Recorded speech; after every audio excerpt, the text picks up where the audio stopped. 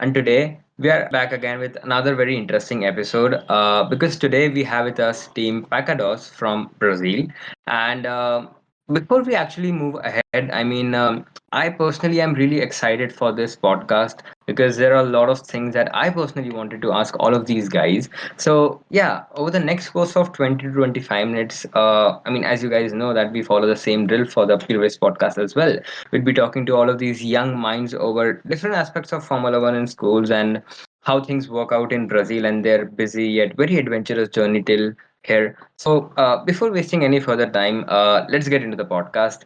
So, firstly, on behalf of the whole Aquila View family, I'd like to welcome you everybody to this podcast that we are particularly recording from, I guess, past 2 months.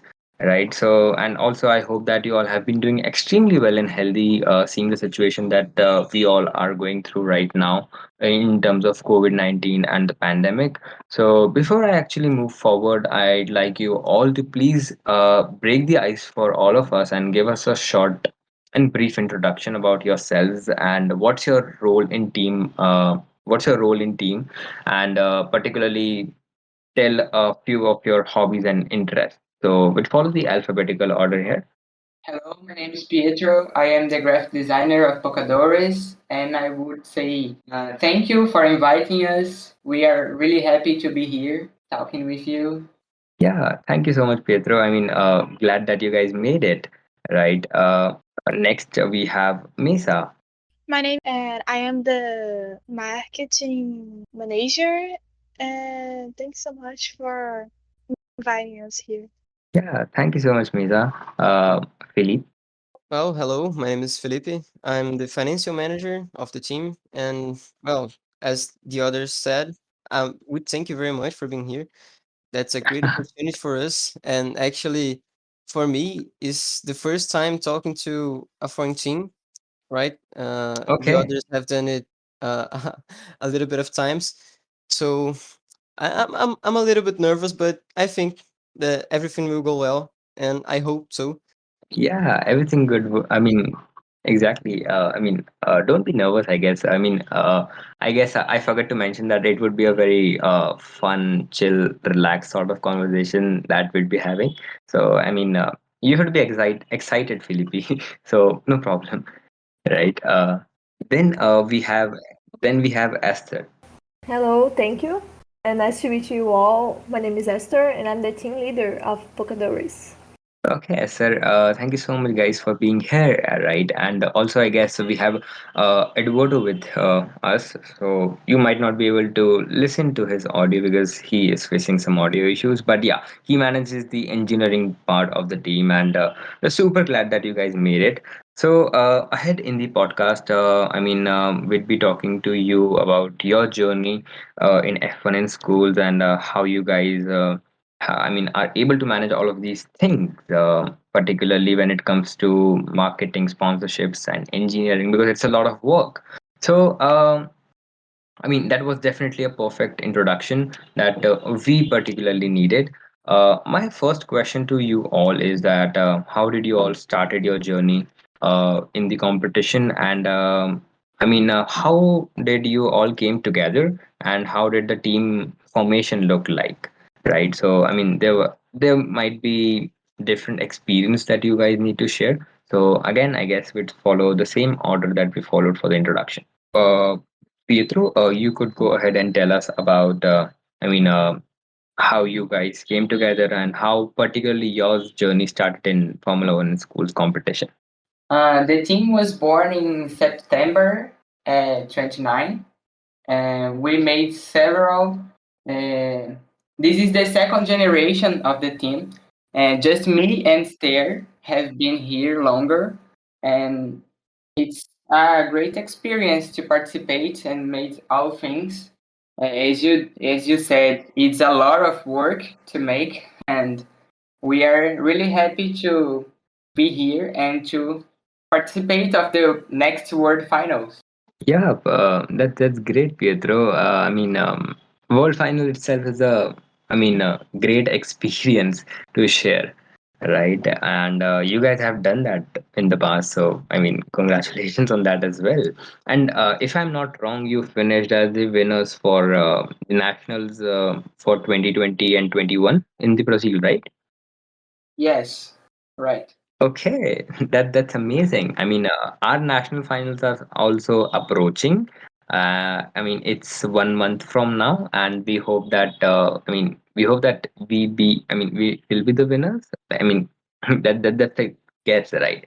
But yeah, Mesa. I mean, how did you? How was the competition introduced to you, and how you joined the competition, and how are you liking it? So I first joined the team in this year, and this is my first time participating in this project, and it has been really nice in the competition.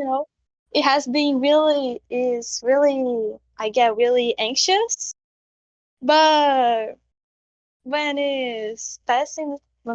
past time, I get more confident and it's more easy to talk with them.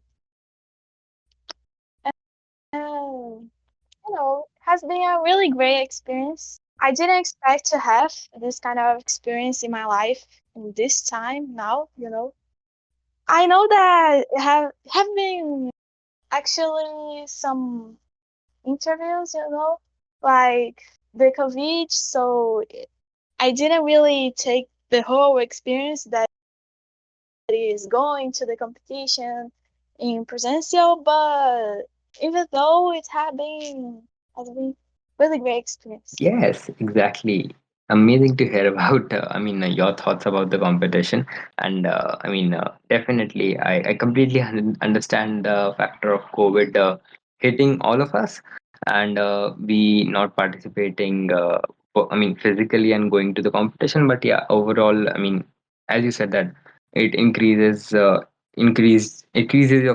confidence. So, I mean, I totally agree on that point. Felipe, I mean, how you were introduced to the competition and how team Pacadores came into existence, and I mean, how are you feeling to be a part of this team? Well, I met the F1 in Schools project in 2019. As Pietro said, the team was created in September.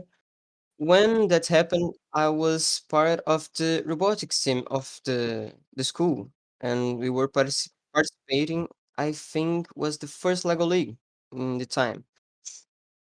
So it was a very cool thing because when we were training programming the robots for the FLL championship, the Pietro and the first generation of the team were deciding the name of the team, right? And it was a very funny thing at the time. But yeah, now I see that being part of the robotics team was great, but being part of Pocadores is even greater because here I can experience something that I didn't there, which is the mutual collaboration, right? Uh, we back in the robotics team, we didn't do this kind of meeting with other teams. We didn't do that collaboration with our own teammates. And I think that is a very positive point to the F1 schools. And I'm very glad to participate in that team. Yep, Felipe, I could totally relate to that because I mean, in back in 2018 or 19, I do not remember the year, but even I was the part of the FLL team at my high school, right? And I mean, I've been to, I mean, FLL and FTC competitions, and I mean, I have been also a robotics enthusiast. And the best part that you mentioned was about, I mean, the beauty of this competition to collaborate with each other and have these type of meetings where we could connect with people across the globe, because you guys are probably sitting in Brazil, and I mean, I'm sitting in India right now. So I mean, we wouldn't have thought even to connect, right, if the competition wouldn't have been there. So I mean, that's the best part of Formula One and schools. And I particularly am loving it, and I hope that you guys are loving it as well. I mean, yeah, seeing, I mean, getting your feedbacks and I mean, hearing you guys feels that yeah, even we are glad to be a part of the competition, right? So yeah, I'd like to hear from Esther because I mean she manages the team, and I mean definitely she might be having some other things to tell that how team came into existence, and I mean how you guys probably managing it all. I learned a lot with the project, and I know that I will keep learning till I leave because I'm senior in high school, and I guess that's the my last season. But it's a great time. Exactly, and I wish that I mean, as you said that it's your last season, so I mean, I wish you all the very best for the World Finals because you already have World Finals team now, right? So I mean, definitely wishing you all the very best for that as well, and hope you guys are the world champions, the next world champions, right? Moving on, my this question is particularly for Esther, right? Because I mean. I really wanted to ask Esther that being a team manager, what are your responsibilities? I mean, the most important responsibilities, and I mean, as we all know that with leadership comes great responsibilities, right? And so, what do you think are some great leadership skills that you probably want to convey to all the team managers listening to us? Well, I guess the most important thing is that I have to keep the team together and be able to delegate tasks fairly. I guess that's it. Yeah, I mean, I totally agree on that point, right? Because, I mean, as you said, that you have to keep the team together and get the tasks done on time and efficiently. I mean, that itself is a very big task in itself. And I guess, I mean, many people underestimate the job of a team manager. But I mean, I'm not saying that, I mean, the role of a team manager is something that is very superior.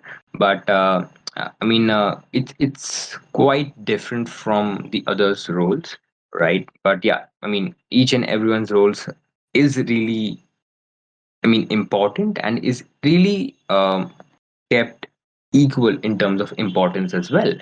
So my next question is regarding the sponsorship. So I guess, Felipe, you would be, I might be able to answer this perfectly because you manages all the finances of the team. So. I mean, sponsorships are has always been a topic that many teams, I mean, fear to.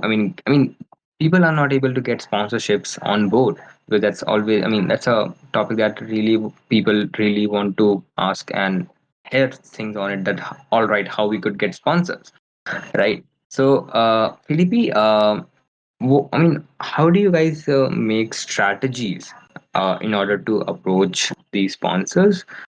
Is it just through, I mean, cold emailing them, or just, just putting an Instagram DM, or is it through some mutual connections that you guys have, or I mean, how does that strategy work, and how are you able to get a sponsor on board? Well, actually, we currently have 13 sponsors in total. We always try to send them email to companies and arrange a meeting to present our project. That meeting can be done virtually or presentially, depending on the en- enterprise. So our biggest sponsor right now is ArcelorMittal, which is one of the largest steel exporters in the world. It makes our cars, and we actually have the opportunity to enter the steel factory and have contact with the industrial machines. Um, in the beginning of the team, we actually used to call to the possible sponsors, but that didn't pay it off really well. So we started to do something more professional, which is send an formal email, right? And give a brief presentation of the project of the team and who we are. And as I said, if everything goes well, we can do a presentation of our project in a meeting, right? And well, paid off really well the formal email, and we actually have a kind of a formal contract. It doesn't have any juridic weight, but it's still a contract. And I think that it is something that really helped us when we were trying to get sponsors for the team. I think that's it. Okay, I mean, that's amazing, right? I guess everyone who is the sponsorship manager or finance manager should take a lesson from this. Probably, Philippi, how was the journey getting sponsors? Was it hard? Was it moderate? Or, I mean, was it just a piece of cake for you? Well, actually, the most part of the sponsors the team have right now were, I don't know if that's the right word, but conquered in the first generation of the team. So I really didn't participate well, but I can say about Origins, which is our newest sponsor. It's the one that makes the team uniforms. Well, it wasn't very difficult, I'd say, but we did need a lot of preparation to our meetings, right? We seek to expose to the sponsors just the things about the team that would uh, be really to their interest, right? So we don't lose any time or any, or they don't lose any time or interest in us and lower our chance to get real sponsors. Exactly. We completely understand your point, right? And I mean, that's amazing that how you guys are probably reaching out to sponsors and getting them on board. Right. Coming on, I guess I really wanted to ask this to Mesa because I mean the question is regarding the digital media and the marketing. So I mean, Mesa, you currently have around 970 followers, if I'm correct, right, on Instagram, and you probably are posting on a regular base. That's amazing. So what do you think is the most important key factor sort of thing in order to get your social media aligned with your team identity? Because I mean that's also a very big factor that contributes to your scorecards, right? And what strategy do you guys follow in order to pace up with that, I mean posting schedule and be regular on social media? So the identity of the team is Pietro who does, but we follow um we follow and schedule. We post 3 times in the week, and each post is about one thing. So the first post is about the project, the FM schools, and we have we focus on sharing informations about the project to the people who is beginning to know about it. The second is about our job, what we do on the week. So we sometimes like talk about what our sponsors, we announce our sponsors, what we did on the weekend, this kind of stuff. And the final post is about the state of Espírito Santo. And we talk about the culture and other. All right. I mean, I totally got your point, Misa, about I mean how you guys are probably keeping up with your social media. I mean, probably you guys are posting around 3 times in a week, and if you talk about in terms of content, you keep. I mean, you announce your sponsors up there, and probably I mean post updates regarding what's happening in team, right? Moving on, Pietro, I wanted to ask you that. as you are the graphic designer of the team, you probably have a lot of job on your shoulders because you are the one who basically are able to showcase the work, I mean, in a better way to the audience or to the judges, right? So, I mean, the major part, I guess, is designing the portfolios, right? So, what do you think is the most important thing that needs to be there on a team's portfolio? I think that a beauty portfolio really impacts the judge. So we always try to make a clear design for the portfolio and talk about our team, the important things that have to be in the portfolio. Actually, when I joined the team, I didn't even know how to use a PowerPoint. Good. So the team really taught me a lot on this way, on the graphic design part. And I think that in the future, when I grow up, I want to do this. I want to work with this. So it's really great to be the graphic designer of Pocadores, and it taught me a lot of things. Amazing. So Pietro, I mean, as you said that, I mean, before you joined in, you didn't even know how to use PowerPoint, right? And I mean, probably the competition has, I mean, it definitely taught you a lot of things. So, I mean, which software do you guys are using now to edit the portfolios? Now we use the InDesign of Adobe to make the diagrammation of the things, and the Illustrator to make the arts. Yeah, I mean, definitely. I mean, the journey is phenomenal from Photoshop to InDesign and Illustrator and probably Photoshop as well, right? So, I mean, it's basically from a very basic stage to a professional stage.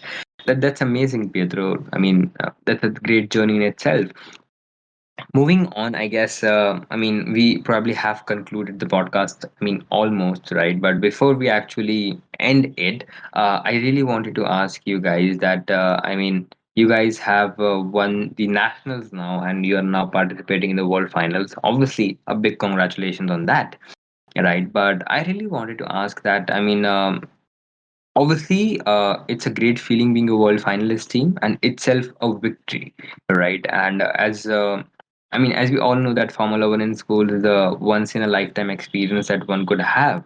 And you guys are probably having it for the second time, right? Because experiencing world finals is a great feeling, right? I really wanted to ask that what's your strategy from now in order to, I mean, be the world champions? And how do you see that? I mean, how you see world finals, the upcoming world finals? And we'd follow the alphabetical order here. So probably we'd start with Esther. Well, it's challenging, but we will keep it working to try to achieve that. But well, we participated in the last season, and we saw that it's hard because there are many teams that are working hard.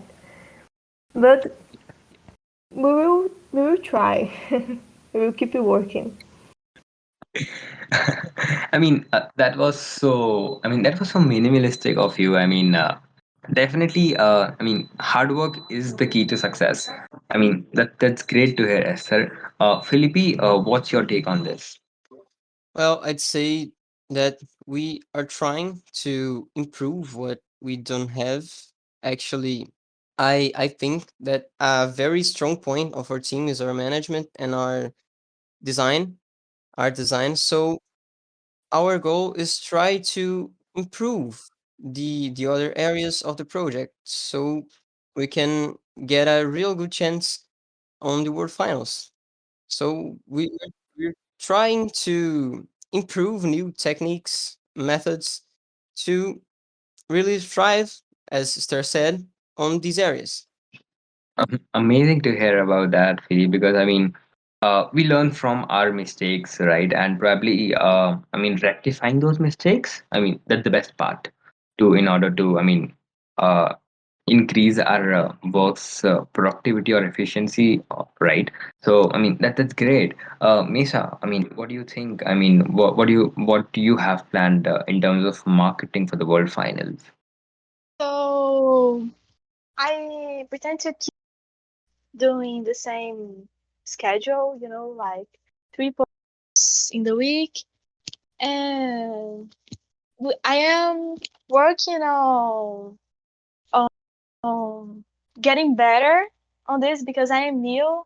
I entered this year, but I have been studying about marketing, so we can get a better marketing on the team for the Mundial. Exactly. Amazing. Amazing to hear. I mean, you probably reflected the point of consistency here, right? That you will keep doing what you have been doing, right? And that is also one of the most important factors. Pietro, I mean, just conclude it for us that, I mean, what do you feel that what you guys would be doing in order to be world champions? Sure that I am really happy with participating of the next World Finals. I participate in the first World Finals, né, as a collaborative team. Uh, and we saw that it's a little different from the national competitions that we participate here in Brazil. We Yes, we are confident in our work. We have been improving all areas of the team. So we are very happy with this. And even if we don't in or if we don't go as we expected, we are very happy with our improvement in the project. So I know that will be really good to participate on the World Finals. Exactly, right. And hopefully this time World Finals happens physically in Singapore. So I mean, that would be a lifetime experience in itself, right? So thank you so much, guys, for tuning in. And I mean, by this, we have come to an end of this wonderful podcast with all of these amazing people from Team Pocadores, all the way from Brazil, right? Taking out time for us and joining the podcast, the Aquila View, right? So, I mean, it was really a great conversation, and we really had a ton of a great time recording this podcast. Hopefully, you will also have a great time listening to it. So, yeah, I mean, till then, stay tuned to the Aquila View. I'm your host, Narayan, signing off.